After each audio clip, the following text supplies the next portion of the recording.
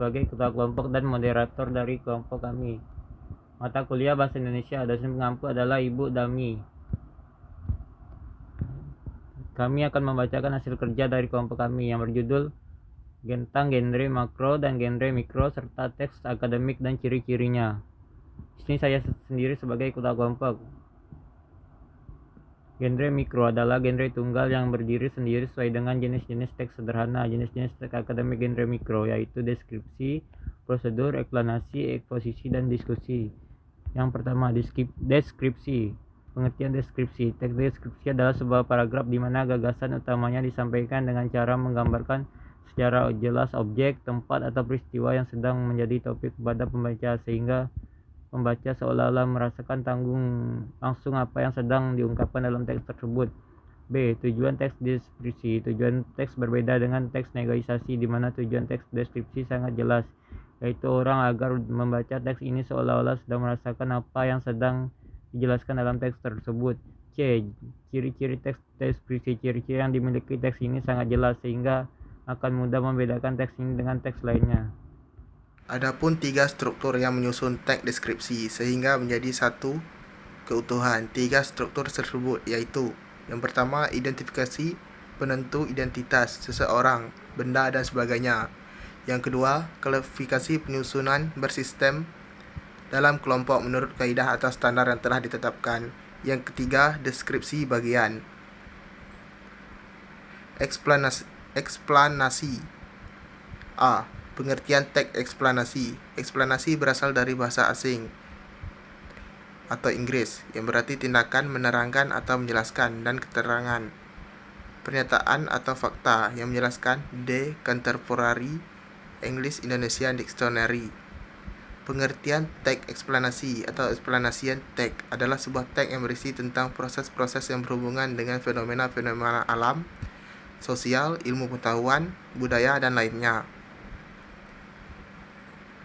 B. Jenis-jenis teks eksplanasi. Menurut NWS Department School and Education, terdapat 4 jenis explanatory teks. Berikut ini adalah beberapa jenis teks explanatory tersebut. A. Eksplanasi sequential, yaitu jenis eksplanasi yang menjelaskan rincian terhadap suatu fenomena, misalnya urutan siklus kehidupan rantai makanan. Yang B. Eksplanasi kausal, yaitu jenis eksplanasi yang menjelaskan mengenai asal muasal atau penyebab terjadinya perubahan pada suatu hal secara bertahap, misalnya proses terjadinya tanah longsor. Yang C. Eksplanasi teoritis, yaitu jenis eksplanasi yang berisi spekulasi kemungkinan yang bisa terjadi di balik suatu fenomena alam, misalnya letusan Gunung Merapi mungkin memicu terjadinya bencana alam lain yang dahsyat.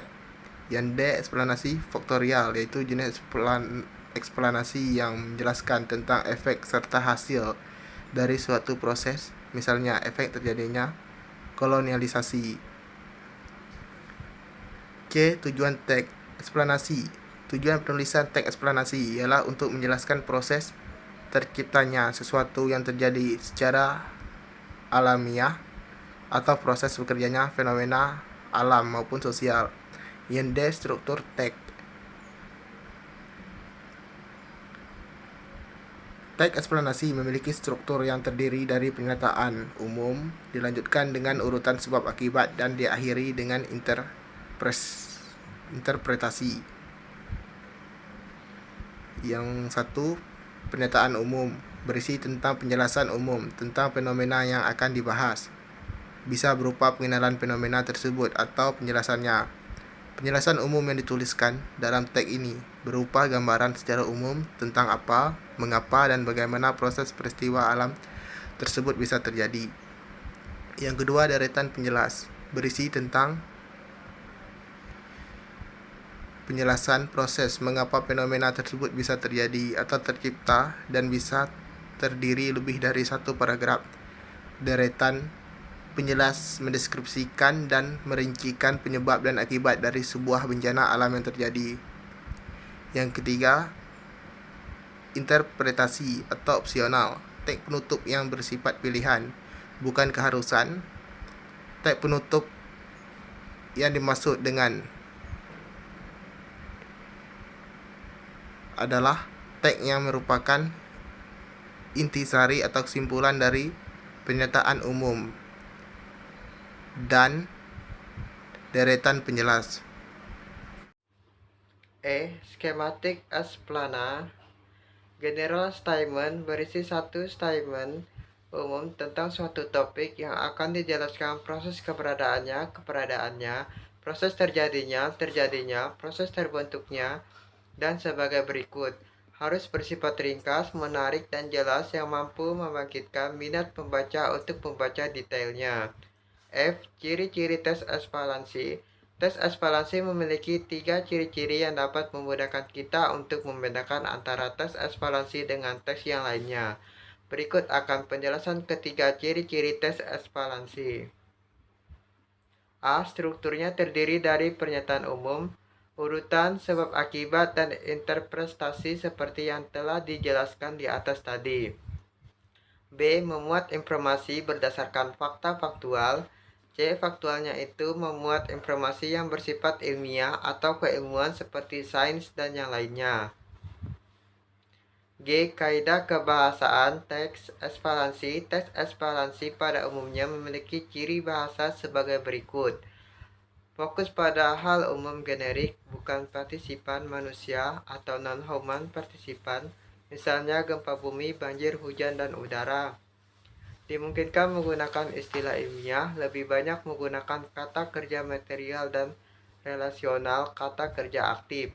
Menggunakan konjungsi waktu dan kausul, misalnya jika, bila, sehingga, sebelum, pertama, dan kemudian menggunakan kalimat pasif. Eksplanasi ditulis untuk membuat justifikasi bahwa sesuatu yang diterangkan secara kausal itu benar adanya. 3. Reiteration, penegasan ulang pendapat. Reiterasi adalah penegasan kembali pendapat penulis pada bagian tesis sehingga pembaca dapat lebih memahami sepenuhnya isi dari teks tersebut. Biasanya reiterasi disertai dengan bukti-bukti pendukung dan merupakan bagian dari kesimpulan suatu teks yang dibuat penulis. B. Genre mikro. Seperti telah dinyatakan terdahulu, teks akademik dan teks ilmiah dapat terwujud dalam berbagai jenis, misalnya buku, ulasan buku, proposal penelitian, laporan penelitian, dan artikel ilmiah. Jenis-jenis tersebut merupakan genre makro yang masing-masing di dalamnya terkandung campuran dari beberapa genre mikro seperti deskripsi, laporan, prosedur, eksplanasi, eksposisi, dan diskusi. 2. Laporan. Pengertian teks laporan. Teks laporan adalah sebuah teks yang mengandung klarifikasi mengenai suatu objek tertentu berdasarkan kriteria tertentu. Teks laporan bersifat umum atau universal. Teks laporan disebut juga teks klarifikasi karena teks tersebut memuat klasifikasi mengenai jenis-jenis sesuatu berdasarkan kriteria tertentu. Teks laporan berkaitan dengan hubungan berjenjang antara sebuah kelas dan subkelas yang ada di dalamnya. B. Model teks laporan penelitian. Teks laporan penelitian adalah uraian tentang hal-hal yang berkaitan dengan proses kegiatan penelitian secara garis besar. Tujuan penelitian dapat dibedakan menjadi 3 menurut pihak yang dapat memanfaatkan hasilnya, yaitu yang pertama adalah para ilmuwan, karena dengan penemuan melalui penelitian maka kasihan ilmu pengetahuan akan bertambah luas. Yang kedua adalah pemerintah, birokrat atau pengambilan kebijaksanaan yang lain. Informasi yang diperoleh dari penelitian akan bermanfaat bagi penentuan kebijaksanaan sehingga daya dukung kebijaksanaan tersebut cukup kuat karena berupa data aktual Yang ketiga adalah masyarakat luas, baik secara perorangan maupun kelompok. Adanya informasi dari penelitian ini adalah maka kehidupan manusia menjadi lebih dipermudah. C. Model teks laporan kegiatan. Teks laporan kegiatan adalah teks yang disusun setelah kegiatan selesai dilaksanakan. Teks laporan ini dibuat oleh sekelompok atau perorangan yang bertanggung jawab dalam melaksanakan kegiatan tersebut. Teks laporan ini digunakan sebagai bahan pertanggungjawaban kepada pemberi mandat, atasan, ataupun sponsor kegiatan tersebut. Sekian dan terima kasih dari kelompok kami. Kelompok 1, mata kuliah Bahasa Indonesia. Terima kasih.